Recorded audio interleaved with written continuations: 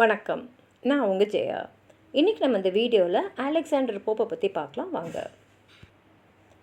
Alexander Pope பிறந்தது 1688, மறைவு 1744. இவர் பிறந்தது லண்டனில். இவருடைய தந்தை ஒரு பணக்கார துணி வியாபாரியாக இருந்தார். இவர் ஒரு ரோமன் கேத்தலிக் குடும்பத்துலேருந்து வந்ததுனால பப்ளிக் ஸ்கூலில் இவங்களை சேர்த்துக்கல. அது மாத்திரம் இல்லாமல் உடல் ரீதியாக இவர் ரொம்ப பலவீனமாகவும் யாரும் நண்பர்கள் இல்லாமல் தனிமையில் இருக்க வேண்டிய நிலைமை இருந்தது. ஏன்னா அவர் உடல் பின்னடைவுனால். அதனால் அவர் நிறைய புஸ்தகங்கள் படிக்கிறது தான் ஒரு நேரத்தை செலவிட்டார். அவர் நிறைய கிளாசிக்ஸ் படிச்சிருக்காரு.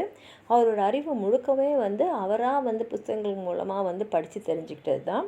இவர் எல்லாரோடையும் சண்டை போட்டதுனால இவருக்கு நண்பர்கள் ரொம்ப கிடையாது. ஆனால் கூர்ந்து பார்த்தோன்னா அவருடைய உடல்நிலை காரணமாக, அவருக்கு இருந்த அந்த வியாதி காரணமாக தான் அவர் எல்லார் மேலேயும் எரிச்சல் பட்டு யாரோடையும் அவரால் நட்பாக இருக்க முடியலன்னு புரியுது. அவரே ஒரு சமயம் எழுதியிருக்காரு. அவரை பற்றி எழுதும் போது, நான் ஒரு வாழ்க்கை, அதாவது ஒரு நீண்ட வியாதியோட ஒரு வாழ்க்கையை வாழ்ந்துட்டுருக்கேன் அப்படின்னு எழுதியிருக்காரு. இவருடைய ஆரம்பகால படிப்புன்னு பார்த்திங்கன்னா எல்லாம் பேஸ்ட்ரல்ஸ், வெர்ஜில் மாதிரியே அவர் எழுதியிருக்காரு. எல்லாமே 1709 பப்ளிஷ் பண்ணியிருக்காரு. இவர் essay on criticism 1711 rape of the lock, இது ஒரு மாக் ஹெராய்க் போயம், இது 1712 பப்ளிஷ் பண்ணார். Ode for music on saint Cecilia's day ஒரு லிரிக்கல் போயம் 1713. 1715 அவரோட ஃபஸ்ட்டு வால்யூம் ஆஃப் ஹோமரோடைய இலியாடோட டிரான்ஸ்லேஷனை அவருக்கு ஆரம்பித்தார். அதை 1820 அவர் முடித்தார். அதுக்கப்புறம் 1925 26 ஒடிசியோட டிரான்ஸ்லேஷனை இவர் படைச்சிட்டாரு.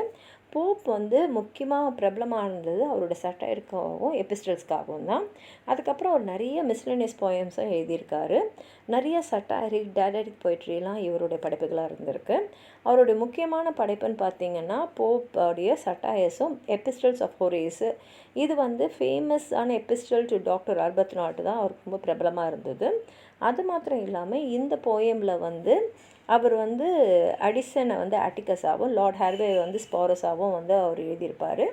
இது ஒரு பிரபலமான ஒரு சட்டாயரிக்கல் பீஸு. 1728 இவர் டன்சியடுன்ற ஒரு சட்டாயரை எழுதியிருப்பார். இதில் டல்னஸை பற்றி எழுதியிருப்பார். இதுக்கு அவர் ஹீரோவாக தியோபால்ட்டை தான் அவர் எடுத்திருப்பார், அதாவது டன்சஸோட ஹெட்டாக. அதுக்கு காரணம் தியோபால்ட் இவர் எழுதின எடிஷன் ஆஃப் ஷேக்ஸ்பியரை பற்றி அவர் தரக்குறைவாக ஒரு தரம் அதோடைய சரியான மதிப்பு கொடுக்காமல் இருந்ததுனால அந்த கோர்ஸில் எழுதியிருப்பார். அதுக்கப்புறம் இந்த எஸ்ஸே ஆன் மேன், இது ஒரு 4 எபிஸ்டல்ஸ் இருக்கிற போயம். இதில் அவர் defence of the moral order of the யூனிவர்ஸும் எக்ஸ்பிளனேஷன் ஆஃப் ஈவிலும் கொடுத்துருப்பாரு. நியூ டான்சியரை 1742 அவர் படைச்சிருக்காரு. இவருடைய முக்கியமான ஒரு பங்களிப்புன்னு பார்த்தீங்கன்னா ஹெராயிக் கப்லெட் தான். அதுக்கு முன்னாடி ட்ரைடன் ஹெராயிக் கப்லெட்டை பிரபலப்படுத்தியிருந்தாலும் இவர் இன்னும் அதை ஒரு உச்சத்துக்கு எடுத்துன்னு போனான்னு சொல்லலாம். இவரோட ஸ்டைல் எபிகிராமேட்டிக்காகவும் நீட்டாகவும் காம்பேக்டாகவும் இருக்கும். அதே மாதிரி இவருடைய எழுத்துக்களில் பார்த்தீங்கன்னா perfection of manners, brilliance of style, elegance of expression and powerful irony and satire கண்டிப்பாக இருக்கும். போப்போட ஸ்டைல் நல்ல வெல் பேலன்ஸ் ஸ்டேட்மெண்ட்ஸாலையும் ஒரு ஸ்விஃப்ட் டர்ன் இன் ஆன்டி கிளைமேக்ஸாகவும் இருக்கும். உங்களுக்கு ஏதாவது சொல்லணும்னு நினச்சிங்கன்னா கீழே இருக்கிற கமெண்ட் பாக்ஸில் எழுதுங்க. இந்த வீடியோவை லைக் பண்ணுங்கள், உங்கள் ஃப்ரெண்ட்ஸோடு ஷேர் பண்ணுங்கள். சப்ஸ்கிரைப் பண்ணாதவங்களாம் ப்ளீஸ் சப்ஸ்கிரைப் பண்ணி சப்போர்ட் பண்ணுங்கள். நன்றி.